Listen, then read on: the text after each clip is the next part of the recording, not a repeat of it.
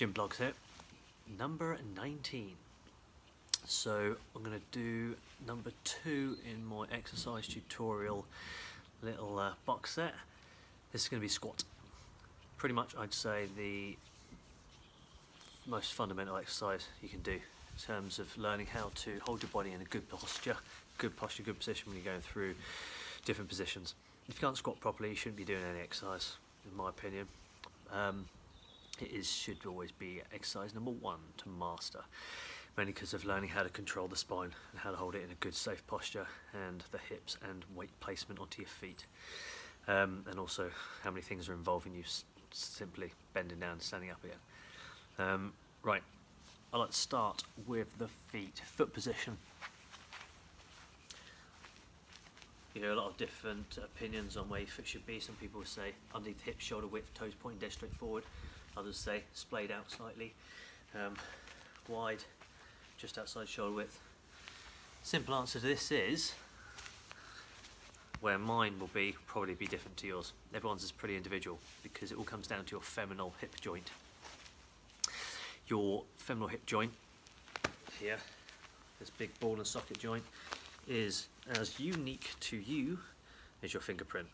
Okay, so if we were to look at that joint as it moves around, your femur moves around in your hip joint there, around the bone on the hips, lots of different sort of, like, think about it like my knuckles, like different little nodules on it. Okay, and in certain positions, so if you squat nice and deep, you could come against a impingement or an obstruction where one of your sort of little nodules on your bone will be hitting into something on the socket. So it means you've come to the end of your ability, and you have to keep going. You should be really grinding through it, which is obviously going to wear down on your joint line. It's going to be deleterious to you. So if you were to just slightly externally or internally rotate, now you've got this little bit of room here, just as, you know, explanation of not exactly how it is, but what we're saying here is the internal external rotation. You will have a squat position that will suit you, and the way to find that out for you is very simple. You're just going to jump, because as you jump, your hips will spring naturally to the right place for you to put your feet into. So if I was just to jump, when I land, stop, look down, that is how your feet should be for a good squat. Now if I squat here, that is nice and smooth, nice and flowing. I don't feel any restrictions or impingements in my hips at all. If, however, I'm to push my legs in completely straight and do it the way I was told in school, PE, what I find is I get down to about here, and there, as soon as there, it's almost like I've sat down. There's an impingement that I struggle to go any further. If I just simply move out, then it's nice and smooth. So it's about finding out what is the right position for you. So do a jump. That's how my feet are going to be. After time, you'll learn the feeling of where it should be, and you won't have to jump every single time. It's not something that you need to do every time. You will learn what is your position.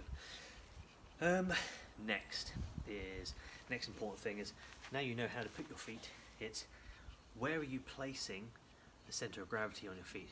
What's your balance point? Are you putting all the predominant pressure through your toes so you can lift up, or are you on your heels? Where is your balance point here? And most people will predominantly be on the balls of your feet. Okay, I'm not saying the heels come off the floor, but if you were to monitor when you're going down the squat, you'll find there's a lot of people tend to squat quite far forward with a lot of weight on the toes of their feet.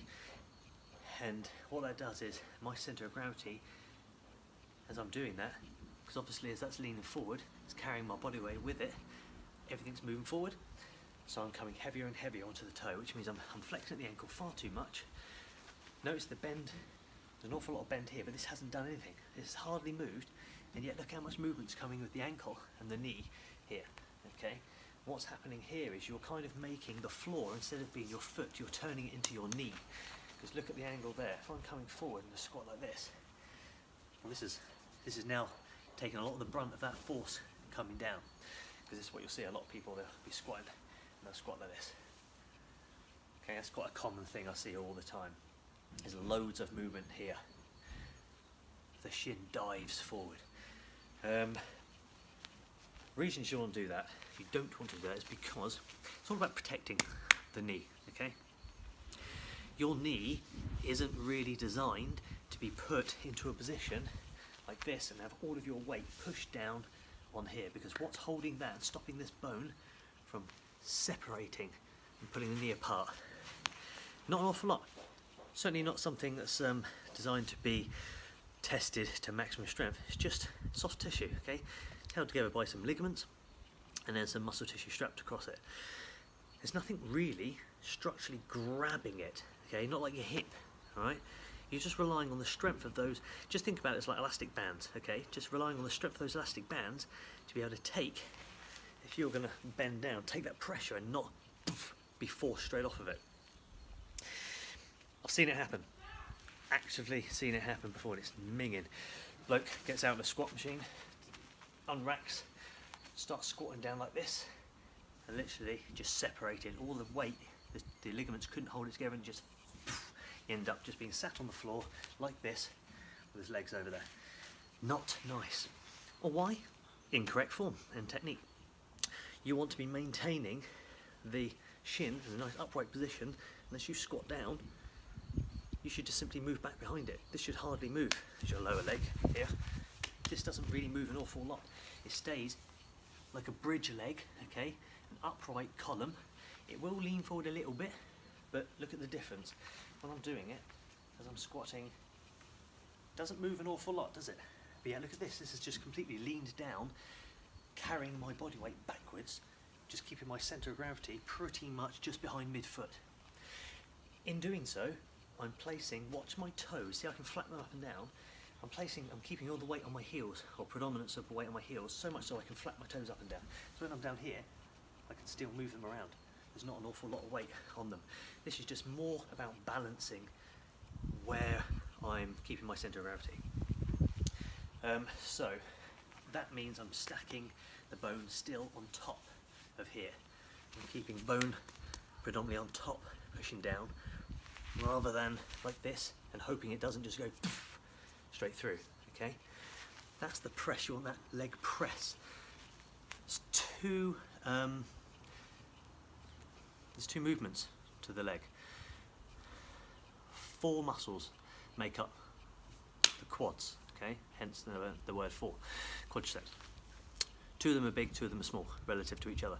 So 2 of them control the press. Predominant movement here from the hip, okay? This just gets dangled around, up and back down again. Or you've got the extension, okay?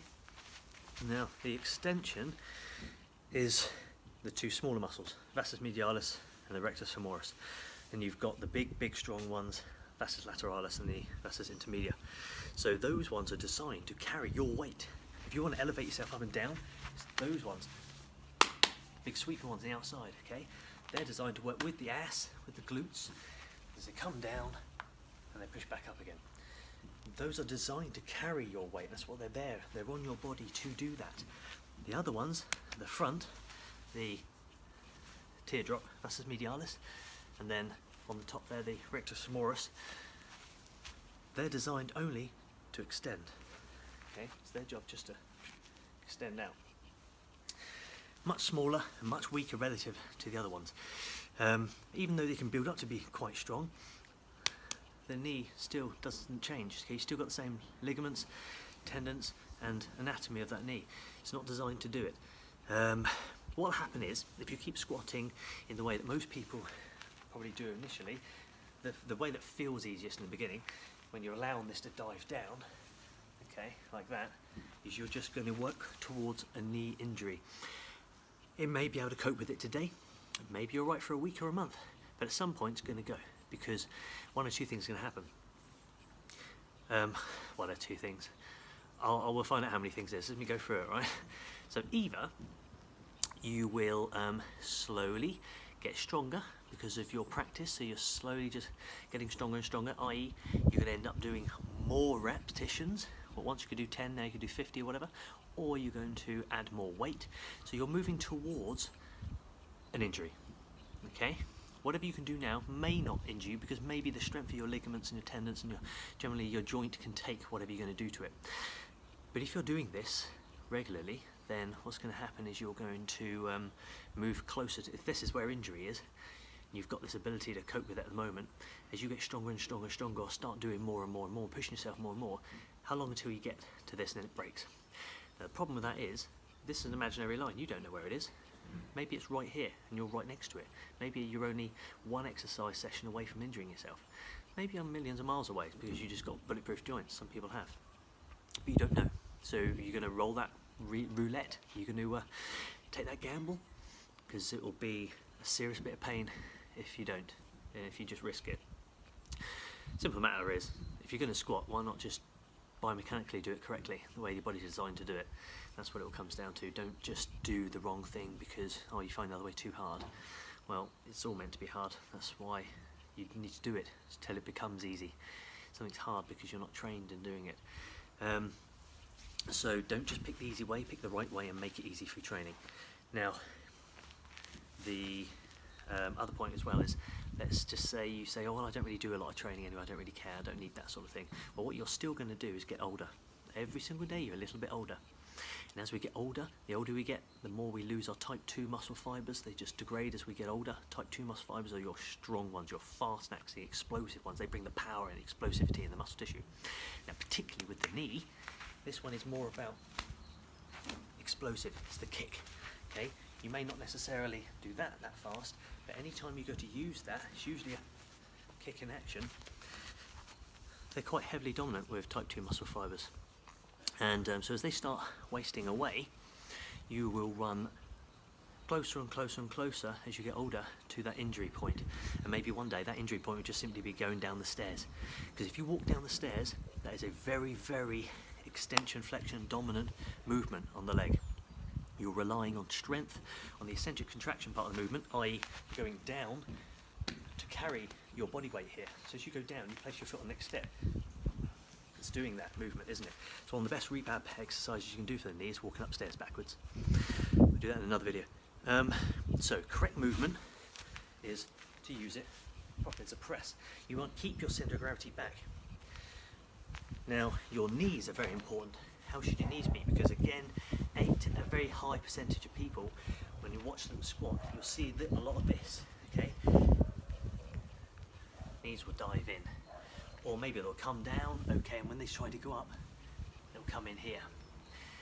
Now visually you can see straight away it's wrong, it looks disgusting, doesn't it? It's just a bit gimpy. How can you really have strength and get this knee joint to do its job properly? It's only a hinge, it's only designed to open just like a hinge on a door. You should only do this, it should not be twisting around, okay? It certainly shouldn't be bending the side. If I start just bending that in, I mean, look at that angle from the side. It's obviously not good, is it? You can quite clearly, you don't need to be incredibly intelligent to work that out. It's designed to do this, so make sure when you put a load through it only does that. Which means, if your toes are going to point out whatever direction they go, your femur, if I turn around to the side and point my toe towards you, so I'm pointing over here, but I've twisted, externally rotated my foot out point towards you, my knee must still bend in that direction, not forward. I must open up, so if I'm out, open my knees to point the same way as my toes go, okay? So that toes pointing the same way as my femur, if I move my hip out or in, the foot goes with it, so that all times it's still extending in the same way. So we're not going to be twisting the knee, okay? I don't want to go down and let it come in and it be twisting out, because you're just going to get injured, particularly on the point where you're about to then load it with your body weight plus some weight you may be carrying. So your glutes are really important here. That's basically your glutes, your abductors. So you've got either adduction, adding something together, or abduction, think about abducting somebody. So your abductors, which is a group of muscles again, pretty much you just think your ass, your glutes, okay? It's their job, they attach here and then they go around the side. So their job really, as they contract, it's not actually to lift your knee down, although most people think that's a predominant glute extension down. It's more out to the side, because they come around the body, grab onto your knees in effect, and just pull it round. What they do is they mechanically create a more powerful way of producing lift, force upwards. Think about it like a car jack. Quite a common car jack most people see is they would be like this triangle diamond shape, and the thread runs through from this point to this point, yeah? Now to elevate it up, weirdly, they grab these sides and they pull in, because what happens when they pull in? They lift up, and that's exactly the mechanics of your knee between your hip and your ankle, okay? What's happening here is you don't want to just necessarily push away, you want your glutes to pull in. So you're getting a stick underneath, this is the heavy thing. In effect you put a stick under and then rooting it up, just like you to get like a tent pole, put it up into the tent and then you lift it up. So that's the action. To elevate yourself up in a squat, don't think about pushing into the ground and pushing you up. You want to just pull your knees out and underneath you.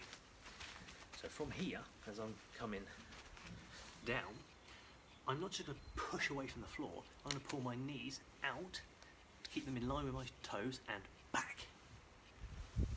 And back. And what you'll find is, with a lot less effort, you'll just suddenly feel your hips shoot up. You will shoot up. Then you're using your glutes as well as your quads. So you've got twice the amount of power helping you elevate. You'll also feel like you won't just burn your quads out so much in your squatting, because you're sharing that load out. That brings us up to the hips. Now with the hips is the start. Right, this is a sudden little slotted in bit, because when it comes to editing I realised I hadn't explained some of the squat. What a knobhead. So I'm going to use my lovely little house as a barrier of up and down. I'm going to show you before we move on to the bit I think I'm about to go on to about the hips upwards. Hip movement on the contraction of the muscle on the way back up again is massively important. I'd say it's one of the most important parts, if not the most important part, of in your brain what you're focusing on to generate that power to lift up. And it's this: when you're down here, I'm using this as the barrier to say, right, we're not going past it. You can see I'm quite close to this. From here, I'm not just coming up, I'm pushing back. I'm driving my hips back hard, explosively. Whenever I'm explaining this to people, I can never seem to put enough emphasis. People just ignore it and just carry on doing what they're doing. Fucking fire your hips back hard as you can. Don't put a little bit of effort. Don't be a puff about it. Smash your hips back. Okay, literally like there's a car rolling in towards you, and fuck off. Right? Power your hips back. All right? I get this little bit overexcited about this because people just ignore me. Someone's a little potty mouth, isn't they? Fire your hips back with power, because all of a sudden when you do it, especially when you're underneath a bit of weight, you realise, wow, you're extremely powerful, way more explosive, more powerful than you are just by pushing up. It's to create that proper biomechanics, that wedge under that sort of, where we talked about the car jack sort of biomechanical position. Use mechanics to get you back up there. You're not just pushing the floor away, okay? You're pushing your knee under your hips. This part of your bone is going to be that stick that comes under the heavy item and pushes up and props it, okay? Watch the movement from my knee away from this. So if I come down, I'm next to that. From here, notice this moves away from it. And you should feel like you've got to balance it between falling back or not. So as you come forward here, it's not just up. Look, this doesn't move. Not moving, that's wrong, because now all we're doing is we're just extending. We don't want that, we want to press. So from here, away.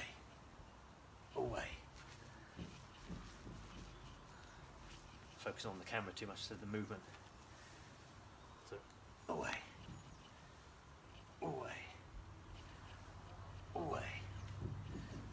Not just up. My hip line should not be going up and down. It should be going back and up, diagonal, like this. Because this is a long bone, it's going to move around. This is the centre of your clock, okay? And this is 12 o'clock, 3 o'clock, 6 o'clock, 9 o'clock, yeah? Or whichever bloody way you're looking at it. One of these is 3 or 9. You're bringing it down to that 3 or 9. As I'm looking at it, it's a friggin' 9. So if the centre of a circle is going to be going back, it's going to go away, and it's going to be coming into it again. It's arcing, okay, like a little rainbow. Okay, moves in arcs. Everything in our body moves in arcs, like rainbows. So nothing is straight up and down. Get that out of your mind. Okay, you're not going up. You're going either diagonally back or diagonally down, depending on which way you're going around that circle. There. If my hips were drawing a line, look at the line. This arc it's doing. Okay, it's not going straight up.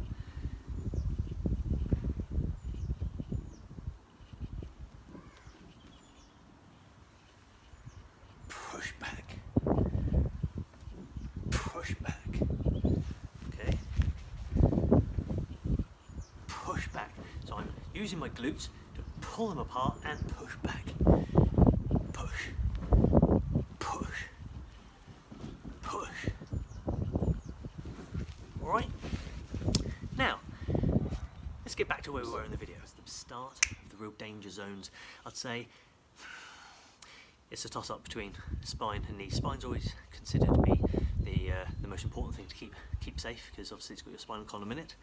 Part of your central nervous system is very important, but you can't say one's more important. The knees are important, everything's important, isn't it? So we just focus on all of it, but it's certainly an area of concern. So your spine goes all the way up to your head, and it's our job here to keep it in that nice neutral pattern. Okay, keep it in the position of good posture. You don't want to be slumped down. Everyone knows that that's not great. It's all about keeping this nice posture here. Now that doesn't mean necessarily that in a squat you need to be up, down, completely straight. It just means between your hips and your shoulders, your head if you like, okay, you just need to keep this line exactly in the same position. You can lean forward, hell, lean back, go wherever it likes, as long as it doesn't bend, okay? So when you're doing a squat, here, you're squatting down, as long as this doesn't flex, and you keep that extension, then your spinal column, all the way up and down your back, is keeping your body in a nice safe position, okay? Doesn't matter where you bow through to, as long as you keep your spine extended, you're safe, okay? We could always get better, but if you just think extended spine, you're pretty safe. Now the perfect position to keep it in isn't upright. A lot of people think that that would naturally be the best position to keep your back in, but it isn't, because when you are upright here, you've got all of gravitational force pushing down and compressing all of your spine. Whatever weight you're carrying on your back, plus you and just natural gravity pushing down. If you lean forward, and let's say you go forward to 45 degrees, what's stopping it from falling down? Muscle tissue. If you didn't have any of this muscle tissue on your back or your abs at the front, what's going to happen? It's just going to flop, because you've gone past and then this structure is just falling forward. So you must be aware you're going to use a lot of muscle tissue to hold this position. You've got to use it. Now why is that important? Because now if your muscle tissue is taking the load, then your spine isn't. Okay, that compressional pressure comes off because the muscle tissue now is holding you up. That's where you want the pressure. You want the pressure on the muscle, not on the bones, not on the joints, not on the cartilage in between each vertebrae every inch or so. Massively important that you have two really strong trunks of muscle tissue running up either side of your spine, collectively called your spinal erectors, and they attach on every single vertebrae all the way up your spine. Attach on, grab, so they've got a hold on the whole thing as they pull it up. So that's what we want. We want to, if we're deciding to use a squat to train our legs, then let's keep this spine, as safe as we possibly can when we do it. So side on so you can see. As I come forward, the first movement I'm going to do is I'm going to load my hips and hip hinge. I'm going to push my hips back. This naturally then gives us this position, so I'm taking all the pressure off of my spine, or a large percentage of it off of my spine, carrying on to the muscle tissue, ensuring that I've still got this good posture, not slumping forward. My hips aren't rolled in, my pelvis is what's known as anterior tilted. So your pelvis either rolls to the front or rolls to the rear. Front is anterior, anterior means front, posterior means rear, front and rear. So it's a posterior pelvic tilt or an anterior pelvic tilt. For this, for a squat, you want a more predominance towards anterior pelvic tilt. Because what that's going to do is as you twist your hips out, it pulls your hamstrings tight. So it's like having the tent pole again and having the guide ropes that come up and hold it. What you want is your guide ropes to be nice and tight so this doesn't move around, yeah? If one of them's a bit slack, then the other one that's tight is going to pull it over. So to create that even balance around a post, make sure all the guide ropes are nice and tight. Your hamstrings is an important one of that. Now,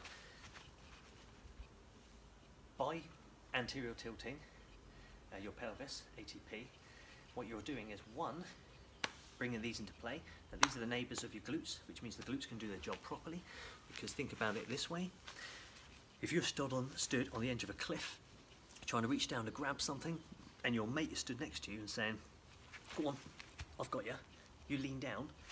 If you hold onto the hand and it feels a bit weak, a bit limp, you feel like you can push them around, you're not going to have much confidence in leaning forward and really going for it and pulling all your force into pulling up someone that's falling off perhaps.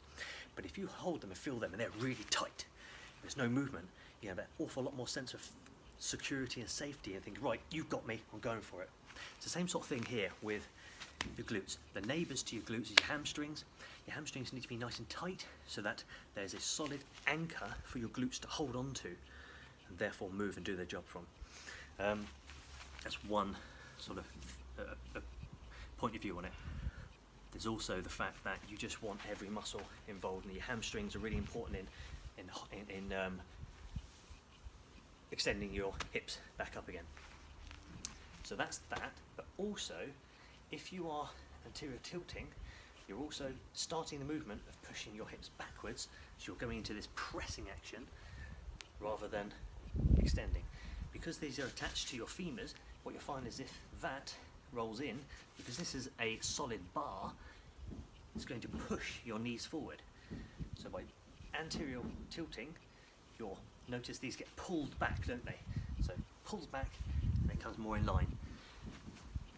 A big coaching point I find under this is wherever your toes are, put an imaginary plane of glass in front of you.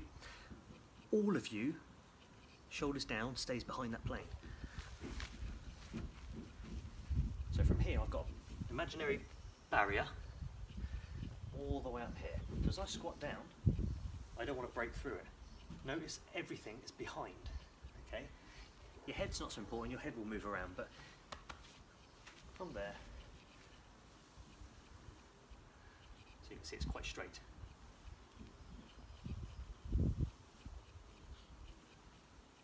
Okay? You're dropping all the way and stretching the quads until your hips drop just underneath your knees. All my weight's here on my heels. Nice extended spine, and then knees out wide and push up. I want you to see how much knee width I'm using there, so I'll do it straight on.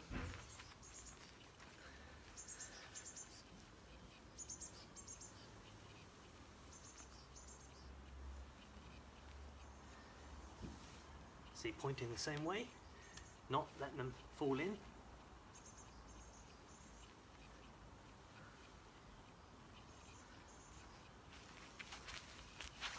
It's a perfect squat. The thoracic extension is where most people struggle the hardest with terms of keeping the spine. Just think between your rib cage, comes up around here, and your pelvis, you've got your abs, okay? Two things on that. One, you want them to be stretched. If you feel like you're stretching them, then you're thoracic extending. That's where you want to be. But also, if you stretch them, pull them tight, a bit like the old guide rope, as again, it's nice and tight. And the tighter they are, then it's easy when you come to tense them, to turn them into a solid wedge between your ribs and your pelvis, okay? That wants to be an active wedge in there. So you're not just fully relying on the muscle tissue in your back to keep you pulled up. If that is the only thing working, then of course it's got a harder job because it's working on its own. But if you give it some help and stow from the other side, something's helping to push it up, get your abs come in there and stop your rib cage bending down, compressing into your ribs, because you've got this wedge in there. Now it can't because it's got a block. So again, you're working from both sides, balancing it out. So when they're here, up, fast extend, tense, nice and tight, nice and hard. A lot of people have struggled with how to do that. It's like not peeing yourself, okay? Not pooing yourself. Bring it in and hold it in, or suck your belly in, as if for the guys there's suddenly a little hottie around you. Pull that stomach in. That's it. You should be able to maintain normal breathing. Right now I'm doing it. It's nice and tight, but I'm still talking the same. Still breathing the same, but this is tight. As if I'm about to take a punch. So that's nice and tight. My hands, if I'm not holding any weight, I tend to just put them here so that I can come down. This is just pointing down at the floor and up. I want to try and maintain this relatively 45-ish position on my spine, because what's the need? There's absolutely no need to do this full stand-up. We're here to do your squats, which is your legs, okay? So train your legs. What difference does it make if at the top of it you do this little full extension thing? It's a complete waste of time. There'll be a ton of people that can argue at me about that, but let's have a debate about it. What are you here to train? Are you here to train your legs, or are you here to train practicing standing up nice and straight all the time? You should already be fully extended. You could get more glute engagement out of standing up and doing that, but what are you doing? You're squatting. You want to put that much specific effort into your glutes? Go and do some glute bridges or something. Go and do a more specific exercise. Here, what I find is far more important is when you're doing a relatively heavy exercise, once you get the movement and get conditioning to really, it's such a strong muscle in your body, to really power out those legs, you're going to be carrying quite a bit of weight on your back. Maybe up to your whole body weight even, or more if you're a bit of a bro. So there's a lot of pressure on your back. Don't unnecessarily risk your spine by doing this unnecessary stand-up point. So if you've got a weight on your back, you're coming down. As you're coming up here, it's done. Stop. Go back down again. Okay? That is unnecessary. You're just going to be putting a lot of pressure on your back and loading all that pressure back onto your spine again. Safe, bad. Safe, dangerous. Safe, dangerous. You decide. All right? So there's a lot to think about. There's a lot to learn. When I'm PTing with people, it's the number one exercise I always start with first. And you know, most people say, "Christ, there's so much to think about." Yeah, there is, but it's no different to driving. When you first started driving, how difficult was it? And then now, tell me how you drive. Explain it how you drive to someone else. It's kind of difficult because you just do it second nature. Your body learns how to do it. Same thing for this and everything else. So as long as you're constantly trying, it'll happen. It's not going to happen overnight. If it's a new movement pattern, you need to go to sleep. No, so a lot of you, I'm sure, won't understand this, but you need to go to sleep to learn new movement patterns, because you could spend all day long practicing and learning a new movement. Let's say by midnight you won't have learnt it any more than you would have done after the first hour. You'll just be flogging a dead horse. You need to go to sleep. When you go to sleep, you go into your different phases. I think it's called circadian rhythm. And you go into phase 4, I believe it is, which is your rapid eye movement, that deep sleep. When you go into deep sleep, your body starts to release growth hormone to repair you from your day's activities, but also your body then starts to sink in movement patterns. New movement patterns from the day start to sink in and bed into the brain. You start to make those pathways through the lawn a little bit more, if you think about it that way. Keep walking the same direction across the garden in the same path. Slowly you'll wear away that grass and you get to see it's quite an obvious pattern. So when you go to sleep, this starts to happen. And much like anything, you get skill fade. If you stop walking down that path and start practicing a different way, the grass will slowly over time grow back again. You'll forget that way and you'll start now going the way that you're used to doing. That's how you retrain your brain for new movement patterns. It's not meant to be easy. Who cares if it's easy? It's what in life that is ever good was easy. Glenn Hardy, 2nd of April, that's my phrase. What else do I need to say about the squat? Just keep practicing it, just keep doing it. Okay, look at that, half an hour.